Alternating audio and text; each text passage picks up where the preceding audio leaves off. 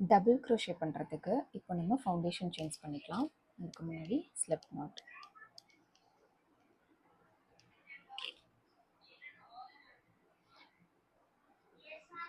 Tight பண்ணிக்கோங்க.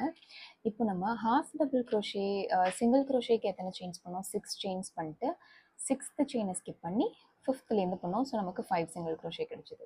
Half double க்ரோஷேக்கு 7 chains பண்ணோம்.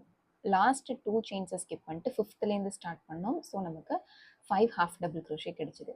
இப்போ டபுள் க்ரோஷேக்கு என்ன பண்ணோம்னா 8 செயின்ஸ் பண்ணிட்டு லாஸ்ட் 3 செயினை ஸ்கிப் பண்ணிவிட்டு 5thலேருந்து ஸ்டார்ட் பண்ணால் நமக்கு 5 டபுள் க்ரோஷே கிடைக்கும். ஓகே, ஸோ நான் 8 செயின்ஸ் பண்ண போகிறேன். 1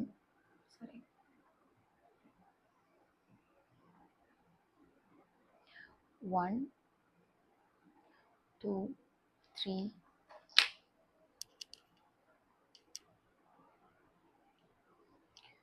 4 5 6 7 and 8. ஓகே, 8 பண்ணியிருக்கேன். இப்போ லாஸ்ட் 3 செயின்ஸை ஸ்கிப் பண்ண போகிறோம். 8 7 and 6.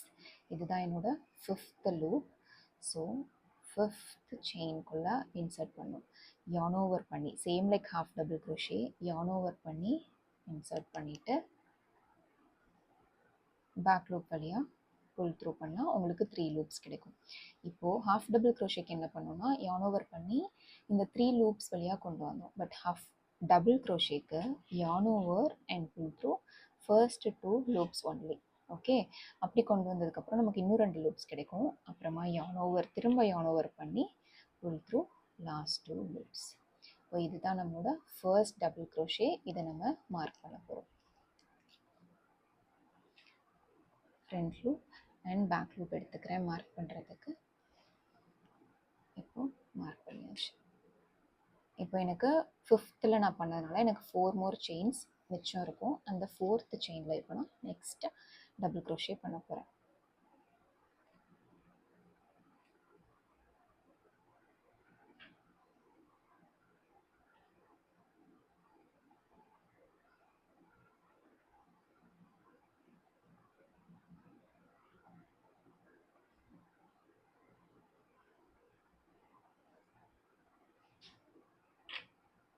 ஓகே, இப்போது எல்லா ஸ்டிச்சஸ்லேயும் டபுள் க்ரோஷே முடிஞ்சாச்சு. இப்போது 1 2 3 டேர்னிங் செயின்ஸ் பண்ணிவிட்டு டேர்ன் பண்ணிக்கணும். இப்போது எப்போவுமே நம்ம டேர்னிங் செயின்ஸில் ஒர்க் பண்ணக்கூடாதுன்னு சொல்லியிருக்கேன். ஸோ 1 2 3 இதுதான் என்னோட 3 டேர்னிங் செயின்ஸ். 1 2 3 இதுதான் என்னோட ஃபர்ஸ்ட் ஸ்டிச். இங்கேருந்து கவுண்ட் பண்ணாலும் உங்களுக்கு இதுதான் 5th ஸ்டிச்சாக வரும். ஸோ இப்போது yarn over front loop and back loop ரெண்டுக்கும் கீழே இன்சர்ட் பண்ணி புல் த்ரூ பண்ணி இங்கேயோடு ஸ்டாப் பண்ணிடக்கூடாது. இப்படி பண்ணிங்கன்னா இது ரொம்ப டைட்டாக இருக்கும். ஸோ yarn over பண்ணி இந்த ஃபர்ஸ்ட் லூப்லேயே நம்ம ஸ்டக் ஆகிடுவோம். ஸோ கொஞ்சம் இப்போ இப்படி புல் பண்ணிக்கணும். புல் பண்ணிவிட்டு yarn over and pull through first 2, yarn over and pull through the last 2. இப்போ இதுதான் நம்மளோட first double crochet of second row. இப்போது இதை நம்ம மார்க் பண்ணிக்கணும்.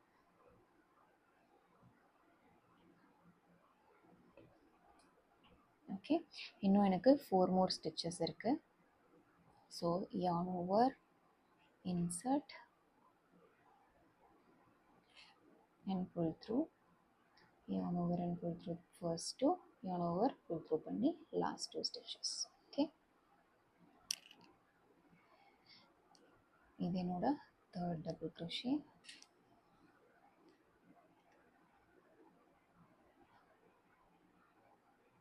ஃபோர்த்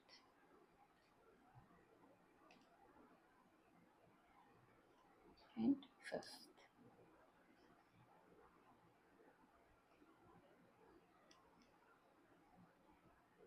ஓகே, இப்போ நான் நெக்ஸ்ட் ரோ ஸ்டார்ட் பண்ணணும். 1 2 3 சேம் திங் ரிப்பீட் பண்ண போகிறோம். 1 2 3 இதுதான் என்னோட first stitch. So through last 2. இப்போது இங்கே இருக்கிற ஸ்டிச் தான் என்னோட ஃபர்ஸ்ட் டபுள் க்ரோஷே. இப்போ கீழே உள்ள மார்க்கரை ரிமூவ் பண்ணி இங்கே மார்க் பண்ண போகிறேன். Okay, so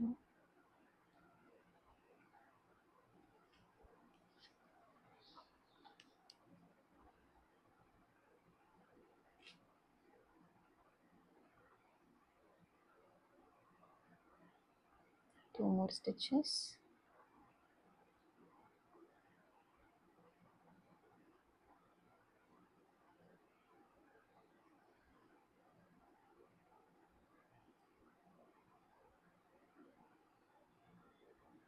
And done.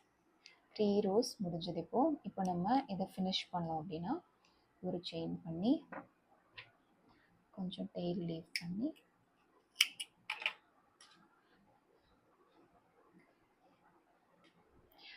Double crochet stitch வந்துட்டு உங்களுக்கு சிங்கிள் அண்ட் ஹாஃப் டபுள் க்ரோஷேயோட டாலாக இருக்கும். கம்பேரிசன் எப்படின்னா இதுதான் உங்களோட டபுள் க்ரோஷே ஸ்டிச், இதோட ஸ்டிச் லென்த் பார்த்திங்கன்னா இவ்வளோ இருக்கும். ஹாஃப் டபுள் க்ரோஷேயோடது இதை விட கொஞ்சம் டாலாக இருக்கும். சிங்கிள் க்ரோஷே பார்த்திங்கன்னா இதுதான் உங்களோட ஸ்டிச் லென்த். ஓகேவா, இதுதான் ஷார்ட் ஸ்டிச். இதுக்கப்புறம் ஹாஃப் டபுள் க்ரோஷே கொஞ்சம் டால், ஹாஃப் டபுள் க்ரோஷேயோட டபுள் க்ரோஷே டாட்.